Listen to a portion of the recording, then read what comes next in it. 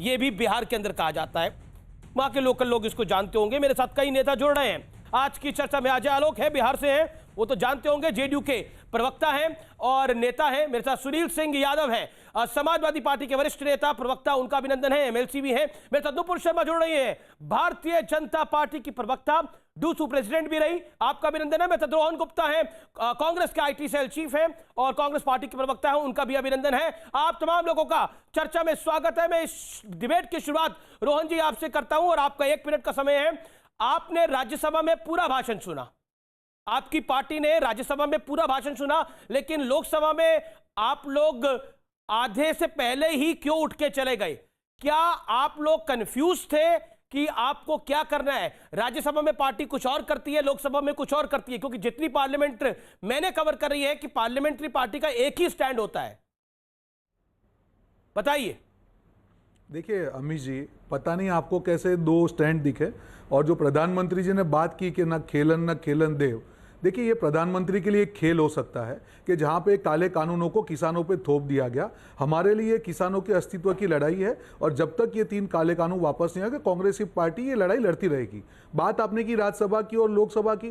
राज्यसभा में तो वो हमारे नेता के प्रशंसा कर रहे थे, राज्यसभा में तो उन्होंने कभी अटैक नहीं किया था कांग्रेस पे। अगर प्रधानमंत्री जी चाहते हैं कि उनका रिस्पेक्ट हो या उनकी बात ठीक से सुनी जाए तो उनको अटैक नहीं करना चाहिए था। चालू स्पीच में अगर वो कांग्रेस के बारे में बात करेंगे तो कांग्रेस के पार्टी के हमारे जो नेता है वो बोलेंगे, उसमें कोई बड़ी चीज नहीं है। बात मुद्दा यहां पे वो नहीं है अमित जी। मुद्दा है प्रधानमंत्री ने कहा ना कंटेंट और इंटेंट की उन्होंने बात की। कंटेंट अगर इंटेंट ये दोनों चीजें इनके काले कानून में होती तो किसान को इतने दिन से आंदोलन के लिए नहीं बैठना पड़ता। कंटेंट और इंटेंट होती तो 200 से ज्यादा किसानों को अपनी जान नहीं गंवानी पड़ती। कंटेंट और इंटेंट होती तो 10 राउंड से ज्यादा बातचीत के बाद भी प्रधानमंत्री और उनकी सरकार किसानों को समझा पाते कि ये काले कानून उनके लिए अच्छे हैं। कंटेंट और इंटेंट होते तो किसानों को आतंकवादी नहीं कहा जाता। कंटेंट और इंटेंट होते तो जिस प्रकार से किसान आंदोलन को तोड़ने का प्रयास किया गया वो नहीं किया जाता। प्रधानमंत्री ने 1 मिनट, आप 1 मिनट बोला, आपको तकरीबन 1.5 मिनट हो गया अपनी बात को करते हुए। अगर आप 10 सेकंड और लेना चाहते हैं तो ले लीजिए। अमित जी,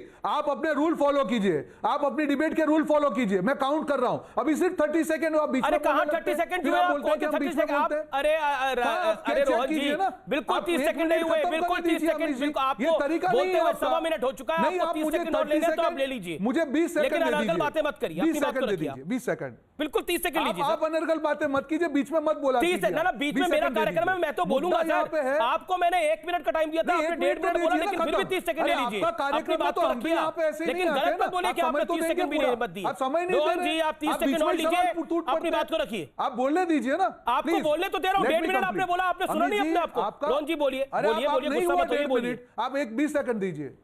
अमित जी, आपने जो कहा, मेरा एक ही कहना है कि अगर आज जो प्रधानमंत्री ने कहा, असलियत जो हकीकत है और जो दिखावा है उसमें बहुत फर्क है और इसीलिए किसान नाराज है। सारी बातें उनको दिखाई दी, किसान के आंदोलन को अपवित्र करने की बात किया दी। एक बार भी उन्होंने मुझे बताइए 200 किसान जो वहां पे शहीद हो उनके लिए एक शब्द उन्होंने कहा हो? एक बार बताइए उन्होंने कहा हो कि नहीं किसान की जो बातें हैं उसमें दम है, हम बैठ के चर्चा करेंगे। और थोपने, देने और थोपने में फर्क होता है। उन्होंने देने की बात की, ये थोपा गया है क्योंकि चर्चा नहीं की गई। अगर मेरे लिए कुछ अच्छी चीज होती है, मुझसे चर्चा ही नहीं की जाएगी और उसको जबरदस्ती दिया जाएगा तो उसमें आंदोलन होगा और किसान और हम लोग साथ में करें। जब तक ये काले कानून वापस नहीं होंगे ये आंदोलन और हम लोग किसान साथ में मिलकर लोकतांत्रिक तरीके से इसका विरोध करते रहेंगे। नुपुर जी, मैं आपके पास आऊंगा, मुझे 40 सेकंड का वक्त और दीजिए। मैं एक बार फिर रोहन जी के पास जाना चाहता हूं। रोहन जी, आपने बोला कि स्टैंड में कोई फर्क नहीं था।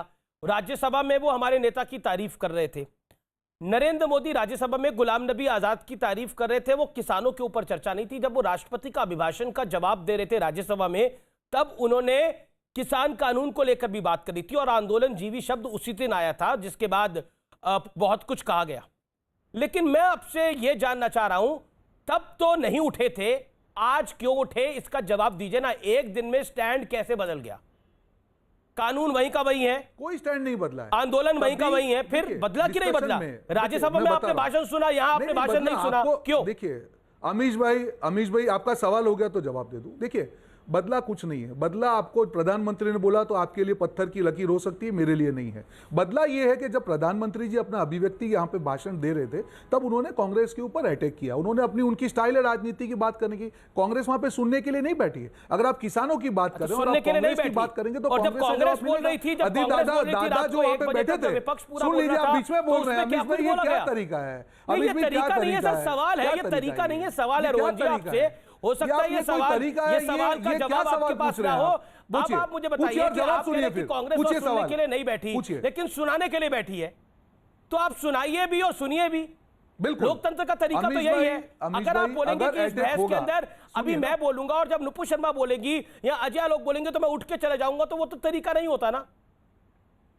तो अगर ये तरीका आपको अपनाना था तो राज्यसभा में भी अपनाते। तो राज्यसभा में आपका एक स्टैंड, लोकसभा में आपका एक स्टैंड। अब मेरे लिए प्रधानमंत्री ने जो बोला वो पत्थर की लकीर नहीं है, लेकिन फैक्ट ये है कि राज्यसभा में आपने पूरा भाषण सुना।